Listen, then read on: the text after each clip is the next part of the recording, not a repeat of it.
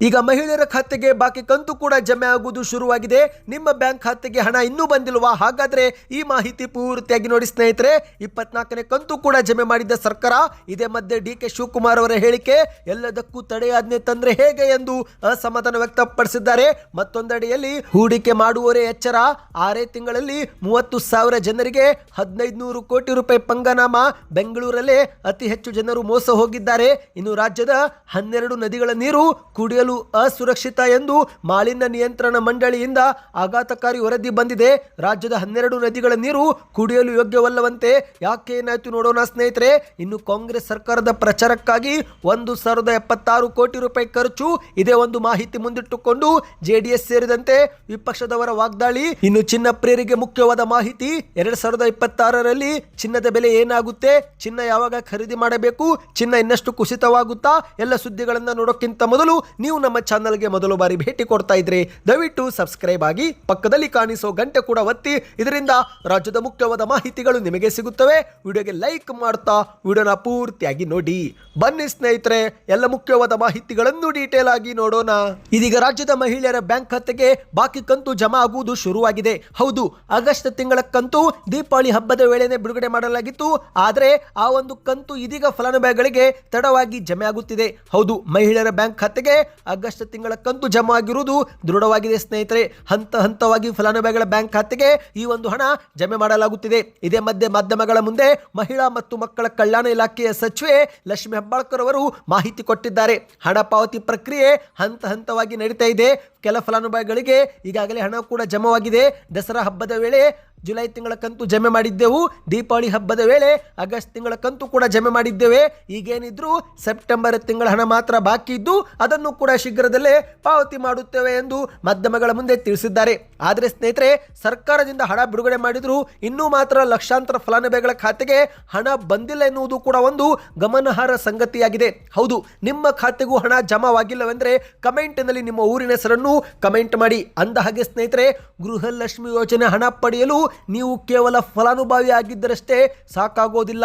ಬದಲಿಗೆ ನಿಮ್ಮ ಹೆಸರು ಆಹಾರ ಮತ್ತು ನಾಗರಿಕ ಸರಬರಾಜು ಪೂರೈಕೆ ಇಲಾಖೆಯ ಈ ರೇಷನ್ ಕಾರ್ಡ್ ಪಟ್ಟಿಯಲ್ಲೂ ಕೂಡ ಇರಬೇಕು. ಇಲ್ಲದಿದ್ದರೆ ಹಣ ಜಮೆವಾಗೋದಿಲ್ಲ ಎಂದು ಹೇಳಲಾಗುತ್ತಿದೆ. ಹೌದು, ಫಲಾನುಭವಿಗಳು ಸೇವಾ ಸಿಂಧು ಪೋರ್ಟಲ್ ಅಥವಾ ಆಹಾರ ಇಲಾಖೆಯ ಅಧಿಕೃತ ವೆಬ್ಸೈಟ್ಗೆ ಭೇಟಿ ಕೊಟ್ಟು ಅಲ್ಲಿರುವಂತಹ ಪಟ್ಟಿಯನ್ನು ಪರಿಶೀಲನೆ ಮಾಡಬೇಕು ಎಂದು ಹೇಳಲಾಗಿದೆ ಸ್ನೇಹಿತರೆ. ಪಟ್ಟಿಯಲ್ಲಿ ನಿಮ್ಮ ಹೆಸರು ಇದ್ದರೆ ಮಾತ್ರ ನಿಮ್ಮ ಬ್ಯಾಂಕ್ ಖಾತೆಗೆ ಹಣ ಜಮೆ ಆಗುತ್ತೆ ಎಂದು ಹೇಳಲಾಗುತ್ತಿದೆ. ಹೌದು, ಮಹಿಳಾ ಮತ್ತು ಮಕ್ಕಳ ಕಲ್ಯಾಣ ಇಲಾಖೆಯು ಪ್ರತಿ ತಿಂಗಳು ಈ ಒಂದು ಫಲಾನುಭವಿಗಳ ಪಟ್ಟಿಯನ್ನು ಪರಿಷ್ಕರಣೆ ಮಾಡುತ್ತೆ. ಹಾಗಾಗಿ ಪಟ್ಟಿಯಲ್ಲಿ ನಿಮ್ಮ ಹೆಸರು ಉಳಿದುಕೊಳ್ಳುವುದು ಕಡ್ಡಾಯವಾಗಿದೆ ಸ್ನೇಹಿತರೆ. ಈ ಬಗ್ಗೆ ನಿಮಗೆ ಒಂದು ಸಪರೇಟ್ ವಿಡಿಯೋ ಬೇಕಂದ್ರೆ, ಯಾವ ರೀತಿ ಪಟ್ಟಿಯನ್ನು ಚೆಕ್ ಮಾಡಬೇಕು ಎಂಬ ಒಂದು ವಿಡಿಯೋ ಬೇಕಂದ್ರೆ ಕಮೆಂಟ್ ನಲ್ಲಿ ಗೃಹಲಕ್ಷ್ಮಿ ಪಟ್ಟಿ ಎಂದು ಕಮೆಂಟ್ ಮಾಡಿ ಸ್ನೇಹಿತರೆ. ಶೀಘ್ರವೇ ವಿಡಿಯೋ ಮಾಡಿಕೊಂಡು ಬರುತ್ತೇವೆ.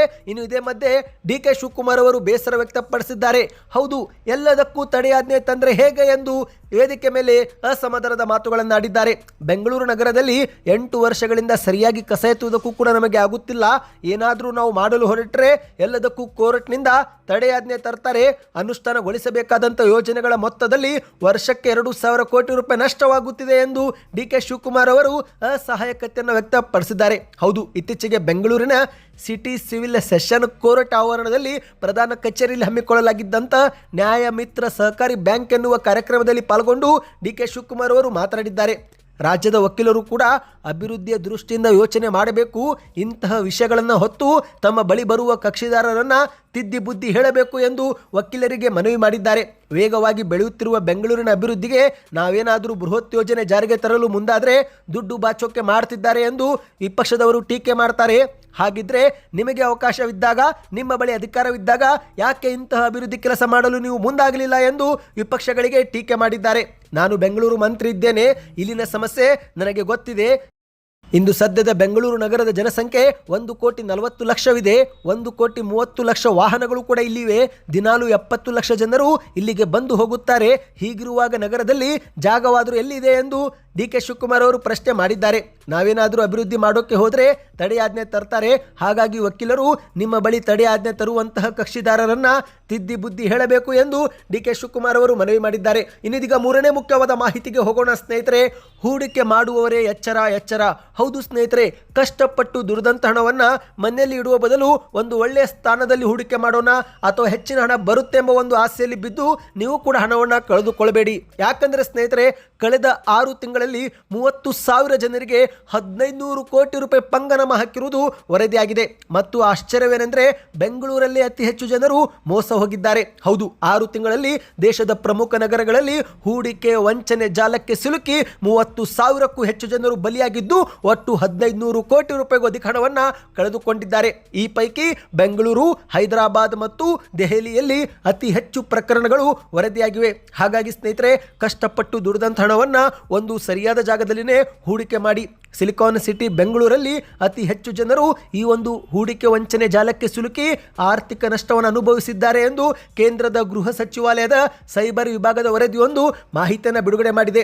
ವಂಚನೆಗೊಳಗಾದ ಒಟ್ಟು ಮೊತ್ತದಲ್ಲಿ ಬೆಂಗಳೂರು ಒಂದೇ 26% ಪಾಲು ಹೊಂದುವ ಮೂಲಕ ಅತಿ ಹೆಚ್ಚು ಆರ್ಥಿಕ ಹಾನಿಗೊಳಗಾದ ನಗರ ಎಂಬ ಕುಖ್ಯಾತಿಯನ್ನ ಪಡೆದುಕೊಂಡಿದೆ ಸ್ನೇಹಿತರೆ.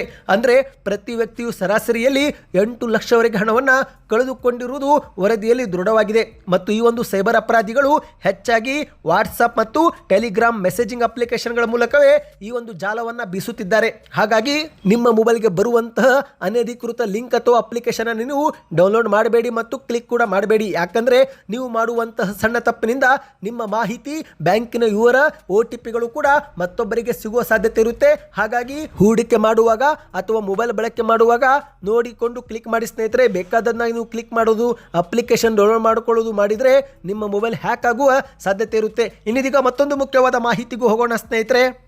ಕೃಷ್ಣಾ ಕಾವೇರಿ ನದಿ ಸೇರಿ ಕರ್ನಾಟಕದ 12 ನದಿಗಳ ನೀರು ಕುಡಿಯಲು ಅಸುರಕ್ಷಿತ ಎಂದು ಮಾಲಿನ್ಯ ನಿಯಂತ್ರಣ ಮಂಡಳಿ ಒಂದು ಆಘಾತಕಾರಿ ವರದಿ ಬಿಡುಗಡೆ ಮಾಡಿದೆ. ಹೌದು, ಜನರು ಕುಡಿಯಲು ಉಪಯೋಗಿಸುವಂತಹ ಕರ್ನಾಟಕದ 12 ನದಿಗಳ ನೀರು ಅದರ ಒಂದು ಗುಣಮಟ್ಟದ ಕುರಿತಂತೆ ಆಘಾತಕಾರಿ ವರದಿ ಹೊರಬಿದ್ದಿದ್ದು ಸ್ವತಃ ಕರ್ನಾಟಕ ರಾಜ್ಯ ಪರಿಸರ ಮಾಲಿನ್ಯ ನಿಯಂತ್ರಣ ಮಂಡಳಿ ಈ ಒಂದು ವರದಿಯನ್ನ ಬಿಡುಗಡೆ ಮಾಡಿದೆ. ಹೌದು, ಜೀವನದಿ, ಕಾವೇರಿ, ಕೃಷ್ಣ, ತುಂಗಭದ್ರಾ ಸೇರಿದಂತೆ ಹಲವು ನದಿಗಳು ಕುಡಿಯಲು ಯೋಗ್ಯವಲ್ಲವಂತೆ ಸ್ನೇಹಿತರೆ. ಹೌದು, ಪರಿಸರ ಮಾಲಿನ್ಯ ನಿಯಂತ್ರಣ ಮಂಡಳಿಯು ಈ ಒಂದು ನದಿಗಳನ್ನು A, B, C ಮತ್ತು D ಎನ್ನುವ ದರ್ಜೆಯಲ್ಲಿ ಗುರುತಿಸಿದ್ದು ಅತಿ ಹೆಚ್ಚು ನದಿಗಳು C ಮತ್ತು D ದರ್ಜೆಗೆ ಸೇರಿವೆ. ಅಂದ್ರೆ ಸ್ನೇಹಿತರೆ, A ದರ್ಜೆಗೆ ಸೇರಿದ ನದಿಗಳು ಕುಡಿಯಲು ಯೋಗ್ಯವೆಂದು ಹೇಳಲಾಗುತ್ತೆ. ಇನ್ನು B, C ಮತ್ತು D ದರ್ಜೆಗೆ ಸೇರಿದ ನದಿಗಳು ಕುಡಿಯಲು ಯೋಗ್ಯವಲ್ಲವೆಂದು ಹೇಳಲಾಗುತ್ತೆ. ಇಲ್ಲಿ ಆಶ್ಚರ್ಯವೇನೆಂದರೆ ಕರ್ನಾಟಕದ 12 ನದಿಗಳು ಕೂಡ ಕುಡಿಯಲು ಯೋಗ್ಯವಲ್ಲವೆಂದು ಹೇಳಲಾಗಿದೆ. ಹೌದು, ಮುಖ್ಯವಾಗಿ ಬಾಗಲಕೋಟೆ ಜಿಲ್ಲೆಯಲ್ಲಿ ಸಕ್ಕರೆ ಕಾರ್ಖಾನೆಗಳ ಕಲ್ಮಶ ನೀರು, ಜನರು ಬಳಸಿ ಬಿಡುವ ಮಲಿನ ನೀರು, ಚರಂಡಿ ನೀರು, ಹೀಗೆ ಹಳ್ಳ ಕೊಳ್ಳಗಳ ಮೂಲಕ ಎಲ್ಲ ನೀರು ಕೃಷ್ಣಾ ನದಿಗೆ ಸೇರ್ಪಡೆ ಆಗುತ್ತಿರುವುದು ವರದಿಯಾಗಿದೆ. ಹೌದು, ಬಾಗಲಕೋಟೆ, ಬೆಳಗಾವಿ, ವಿಜಯಪುರ, ರಾಯಚೂರು, ಯಾದಗಿರಿ ಈ ಎಲ್ಲ ಭಾಗದ ಜನರು ಕೃಷ್ಣಾ ನದಿಯನ್ನ ಅವಲಂಬಿಸಿದ್ದು, ಆದರೆ ಈ ನದಿ ಕಲುಷಿತವಾಗಿದೆ ಎಂದು ಹೇಳಲಾಗಿದೆ. ಹಾಗಾಗಿ ಕೃಷ್ಣಾ ನದಿಯನ್ನು C ದರ್ಜೆಗೆ ಸೇರಿಸಲಾಗಿದೆ ಸ್ನೇಹಿತರೆ. ಇನ್ನು ಇಲ್ಲಿ ಮತ್ತೊಂದು ಮಾಹಿತಿ ಏನೆಂದರೆ 12 ನದಿಗಳ ಪೈಕಿ ನೇತ್ರಾವತಿ ನದಿ ನೀರು ಮಾತ್ರ B ದರ್ಜೆ ಗುಣಮಟ್ಟ ಹೊಂದಿದೆ. ಅಂದ್ರೆ ಈ ನೀರನ್ನು ಕೂಡ ಸ್ನಾನ ಅಥವಾ ಗೃಹ ಬಳಕೆಗೆ ಉಪಯೋಗಿಸಬಹುದು. ಅದನ್ನು ಹೊರತುಪಡಿಸಿ ನೇರವಾಗಿ ಕುಡಿಯಲು ಇದು ಕೂಡ ಯೋಗ್ಯವಲ್ಲವೆಂದೇ ಹೇಳಲಾಗಿದೆ ಸ್ನೇಹಿತರೆ. ನೀವು ಕೂಡ ಏನಾದರೂ ತುಂಗಭದ್ರಾ, ಕಾವೇರಿ ಈ ರೀತಿಯಾದ ನದಿ ನೀರನ್ನು ಬಳಕೆ ಮಾಡುತ್ತಿದ್ರೆ ಯಾವ ನದಿ ನೀರು ನಿಮ್ಮ ಊರಿಗೆ ಬರುತ್ತೆ ಎಂಬುದನ್ನ ಕಮೆಂಟ್ ಮಾಡಿ. ಇನ್ನಿದೀಗ ಮತ್ತೊಂದು ಮುಖ್ಯವಾದ ಮಾಹಿತಿಗೂ ಹೋಗೋಣ.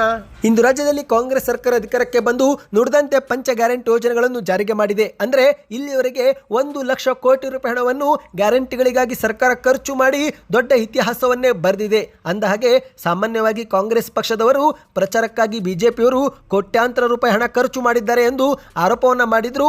ಇದೀಗ ಕಾಂಗ್ರೆಸ್ ಪಕ್ಷದ ಸರದಿ ಎನ್ನುವಂತೆ ಕಾಂಗ್ರೆಸ್ ಪಕ್ಷವು ಕೂಡ ಪ್ರಚಾರ ಕಾರ್ಯಕ್ಕಾಗಿ ಕೋಟ್ಯಾಂತರ ರೂಪಾಯಿ ವೆಚ್ಚ ಮಾಡಿರುವುದು ಬಹಿರಂಗವಾಗಿದೆ. ಸದ್ಯ ಈ ಒಂದು ಚರ್ಚೆ ರಾಜ್ಯದಲ್ಲಿ ಭಾರಿ ಸದ್ದು ಮಾಡುತ್ತಿದೆ. ಹೌದು ಗೆಳೆಯರೆ, ಇದೀಗ JDSನವರು ಕೂಡ ಈ ಕುರಿತಂತೆ ಟ್ವೀಟ್ ಅನ್ನ ಮಾಡಿದ್ದಾರೆ. ನೀವು ಸ್ಕ್ರೀನ್ ಮೇಲೆ ಒಂದು ಟ್ವೀಟ್ ನೋಡ್ತಿರಬಹುದು.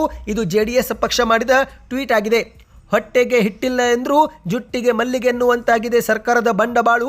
ನೀರು ಗಂಟೆಗಳಿಗೆ, ಗ್ರಂಥ ಪಾಲಕರಿಗೆ, ಅಂಗನವಾಡಿ ಕಾರ್ಯಕರ್ತೆಯರಿಗೆ ಸಂಬಳ ನೀಡಲು ದುಡ್ಡಿಲ್ಲ. ಹಿಂದುಳಿದ ಜಿಲ್ಲೆಗಳಲ್ಲಿನ ಶಾಲೆಗಳಿಗೆ ಕಂಪ್ಯೂಟರ್ ಲ್ಯಾಬ್, ಶೌಚಾಲಯ ದುರಸ್ತಿ ಮತ್ತು ಹೆಚ್ಚುವರಿ ವಿದ್ಯಾರ್ಥಿ ನಿಲಯಕ್ಕೂ ಕೂಡ ಹಣವಿಲ್ಲ ಎಂದು ಕೈ ಚೆಲ್ಲುವ ಕಾಂಗ್ರೆಸ್ ಸರ್ಕಾರ ತಮ್ಮ ಪಕ್ಷದ ಪ್ರಚಾರಕ್ಕೆ ಮಾತ್ರ ಖಜಾನೆಯಿಂದ 1,076 ಕೋಟಿ ರೂಪಾಯಿ ಬರಿದು ಮಾಡಿದೆ ಎಂದು JDSನವರು ಟ್ವೀಟ್ ಮಾಡಿದ್ದಾರೆ. ರಾಜ್ಯದ ಜನರ ತೆರಿಗೆ ದುಡ್ಡಿನಲ್ಲಿ ಕಾಂಗ್ರೆಸ್ಸಿಗರು ಭರ್ಜರಿ ಜಾತ್ರೆ ನಡೆಸುತ್ತಿದ್ದಾರೆ. ಸರ್ಕಾರಿ ನೌಕರರು, ಹೊರಗುತ್ತಿಗೆ ನೌಕರರು ಹಲವು ತಿಂಗಳಿನಿಂದ ಸಂಬಳ ಸಿಗದೆ ಕುಟುಂಬ ನಿರ್ವಹಣೆ, ಸಾಲ ಪಾವತಿ, ಮಕ್ಕಳ ವಿದ್ಯಾಭ್ಯಾಸ ಸೇರಿ ಇನ್ನಿತರ ಜವಾಬ್ದಾರಿ ಸೇರಿದಂತೆ ತುತ್ತು ಅನ್ನಕ್ಕೂ ಹಣವಿಲ್ಲದೆ ಪರದಾಡುತ್ತಾ ಮರ್ಯಾದೆಗೆ ಅಂಜಿ ಆತ್ಮಹತ್ಯೆ ದಾರಿ ಹಿಡಿದಿದ್ದಾರೆ. ಜನಪರ ಆಡಳಿತ ನೀಡುವಲ್ಲಿ ವಿಫಲವಾಗಿರುವ ದುಷ್ಟ ಕಾಂಗ್ರೆಸ್ ಸರ್ಕಾರ ರಾಜ್ಯದ ಜನರ ಪಾಲಿಗೆ ಶಾಪವಾಗಿ ಪರಿಣಮಿಸಿದೆ ಎಂದು ಜೆಡಿಎಸ್ನವರು ಟ್ವೀಟ್ ಅನ್ನು ಮಾಡಿದ್ದಾರೆ. ಸ್ನೇಹಿತರೆ, ಇನ್ನಿದೀಗ ಕೊನೆಯ ಮುಖ್ಯವಾದ ಮಾಹಿತಿಗೂ ಹೋಗೋಣ. ನೀವು ಕೂಡ ಚಿನ್ನ ಖರೀದಿ ಮಾಡಬೇಕು ಎಂದು ಕಾದು ಕುಳಿತಿದ್ರೆ ಚಿನ್ನ ಖರೀದಿ ಮಾಡಲು ಇದೊಂದು ಉತ್ತಮ ಸಮಯವೆಂದು ಹೇಳಲಾಗಿದೆ. ಹೌದು ಸ್ನೇಹಿತರೆ, ಇದೀಗ ಚಿನ್ನ ಸತತ 10 ದಿನಗಳಿಂದ ಭಾರಿ ಕುಸಿತ ಕಂಡಿದೆ. 1,32,000 ರೂಪಾಯಿವರೆಗೆ ಬಂದಿದ್ದಂಥ ಚಿನ್ನ ಇದೀಗ ಕಳೆದ 10 ದಿನದಲ್ಲಿ ಕುಸಿದು 1,22,000 ರೂಪಾಯಿ ಆಸುಪಾಸು ಮಾರಾಟವಾಗುತ್ತಿದೆ. ಹೌದು, 24 ಕ್ಯಾರೆಟ್ 1 ಗ್ರಾಮ್ ಚಿನ್ನ ಅಕ್ಟೋಬರ್ 30ರ ಪ್ರಕಾರ 12,250 ರೂಪಾಯಿ, ಅಂದರೆ 10 ಗ್ರಾಮ್ 24 ಕ್ಯಾರೆಟ್ 1,22,500 ರೂಪಾಯಿ ಎಂದು ಹೇಳಲಾಗಿದೆ. ಇದೇ ಒಂದು ಚಿನ್ನ 10 ದಿನದ ಹಿಂದೆ 1,32,000 ರೂಪಾಯಿವರೆಗೆ ಏರಿಕೆ ಕಂಡಿತ್ತು. ಇದೀಗ 10 ದಿನದಲ್ಲಿ 8% ಕುಸಿತವು ಕೂಡ ಕಂಡಿದೆ. ಅಂದರೆ ಪ್ರತಿ ಗ್ರಾಮ್ನಲ್ಲಿ 1,000 ರೂಪಾಯಿ ಕುಸಿತವಾಗಿದೆ. 10 ಗ್ರಾಮ್ಗೆ 10,000 ರೂಪಾಯಿ ಕುಸಿತ, 100 ಗ್ರಾಮ್ಗೆ 1,00,000 ರೂಪಾಯಿ ಕುಸಿತವೆಂದು ಹೇಳಲಾಗಿದೆ. ಆದರೆ ಚಿನ್ನ ಯಾವಾಗ ಖರೀದಿ ಮಾಡಬೇಕು? ಚಿನ್ನ ಇನ್ನಷ್ಟು ಕುಸಿತವಾಗುತ್ತಾ ಅಥವಾ ಚಿನ್ನದ ದರ ಮತ್ತೆ ಏರಿಕೆ ಆಗುತ್ತಾ ಎನ್ನುವ ಪ್ರಶ್ನೆ ಇದ್ರೆ ಅದಕ್ಕೆ ಉತ್ತರ ಸಿಕ್ಕಿದೆ. ಹೌದು ಸ್ನೇಹಿತರೆ, 2026ರಲ್ಲಿ ಚಿನ್ನದ ದರವು ಅಭೂತಪೂರ್ವ ಏರಿಕೆ ಕಾಣುತ್ತೆ ಎಂದು ಪ್ರಸಿದ್ಧ ಬಾಬಾ ವಾಂಗಾ ಅವರು ಭವಿಷ್ಯವನ್ನು ನುಡಿದಿದ್ದಾರೆ. ಹೌದು, 2026ರಲ್ಲಿ ಚಿನ್ನದ ದರ ಮತ್ತೆ ಏರಿಕೆ ಆಗಲಿದೆ ಅಂತೆ ಸ್ನೇಹಿತರೆ.